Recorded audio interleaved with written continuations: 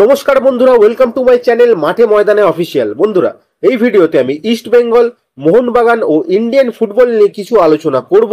তোমরা যারা যারা আমার ভিডিওটা দেখছো, আমার চ্যানেলটা প্লিজ সাবস্ক্রাইব করে নাও ইন্ডিয়ান ফুটবলের এরকম আরো আপডেট পেতে। প্রথমেই বলি ভারতীয় ফুটবল দলের কথা। তো বিশ্বকাপের বাছাই পর্বের জন্য ভারতের পরবর্তী ম্যাচ রয়েছে কাতারের সাথে। সেই ম্যাচের জন্য 23 জনের দল ঘোষণা করে দিল ইগর স্টিম্যাচ। এই 23 জনকে নিয়ে শনিবার সন্ধ্যায় দোহা কিন্তু রওনা হয়ে যাবে স্টিম্যাচ। কাতারের বিরুদ্ধে ঘোষিত এই স্কোয়াডে উল্লেখযোগ্যভাবে কিন্তু বাদ গেছে ডিফেন্ডার অময় রানাওয়াডে, লালচুং নুঙ্গা ও সুভাশিস বোস। ভারতীয় স্কোয়াড থেকে সুভাশিসের বাদ যাওয়াটা কিন্তু একটা উল্লেখযোগ্য ঘটনা। এই মুহূর্তে ভারতের সেরা লেফট ব্যাক বলা হয় সুভাশিসকে। সেখান থেকে জয় গুপ্তাকে প্রথম ম্যাচে খেলানোর পরই সুভাশিসকে ছেটে ফেলা, এটা কিন্তু একটা উল্লেখযোগ্য ঘটনা, যেখানে অলরেডি আকাশ মিশ্রার চোট রয়েছে। জয়গুপ্তা বাদে ভারতীয় দলে এখন আর এক ভরসাযোগ্য লেফট ব্যাক পড়ে কে রইল সেটা কিন্তু এখন ভাবতে হবে। অপরদিকে লালচুং নুঙ্গা এবং অময় রানাওয়াডের নামও কিন্তু কাটা গেছে। এরপর যদি আমরা একটু ইস্ট বেঙ্গলের কথা বলি, তো ইস্ট বেঙ্গল আন্ডার-17 স্ট্রাইকার দেবজিৎ রয় ড্রিম স্পোর্টস টুর্নামেন্টে কাল বেস্ট প্লেয়ার হয়েছে এবং টপ স্কোরারও হয়েছে। তাকে আমরা অভিনন্দন জানাই। এর আগেও দেবজিৎ AIFF লিগের ইস্ট জোনের টপ স্কোরার হয়েছিল।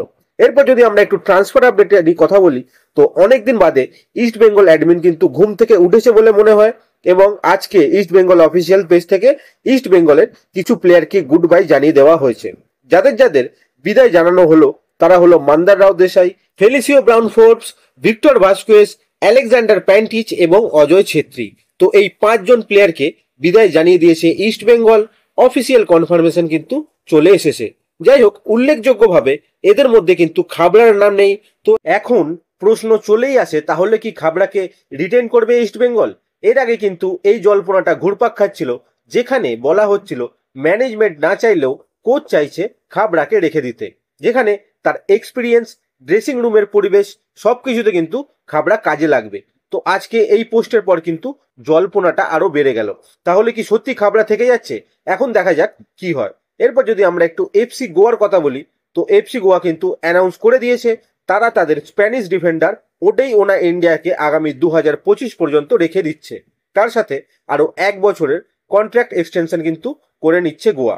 এরপর যদি আমরা একটু মোহনবাগানের কথা বলি, তো মোহনবাগান একজন বাঙালি মিডফিল্ডার স্কাউট করেছে রিলায়েন্স ফাউন্ডেশন ইউথ চ্যাম্পস থেকে। প্লেয়ারটার নাম হচ্ছে সুপ্রতিম দাস। তো সুপ্রতিম দাসের সাথে কথাবার্তা চালাচ্ছে মোহনবাগান। সুপ্রতিমের ভবিষ্যৎ নিয়ে মোহনবাগান খুব আশাবাদী। মোহনবাগান এবারে ইয়াং প্লেয়ারদের ওপর বেশি নজর দিচ্ছে। সেখান থেকে তারা সাইন করিয়ে নিয়েছে কিন্তু ইউনাইটেড স্পোর্টিং এর গোলকিপার রাজা বর্মনকে। রাজা এই কিছু মাস আগে রেলওয়েজের হয়ে সন্তোষ ট্রফিতেও কিন্তু খেলেছে। মোহনবাগানের 10ই জুন থেকে প্র্যাকটিস শুরু হচ্ছে। রাজা বর্মন, সায়ন দাস এরা সবাই কিন্তু 10 তারিখে প্র্যাকটিসে যোগ দেবে।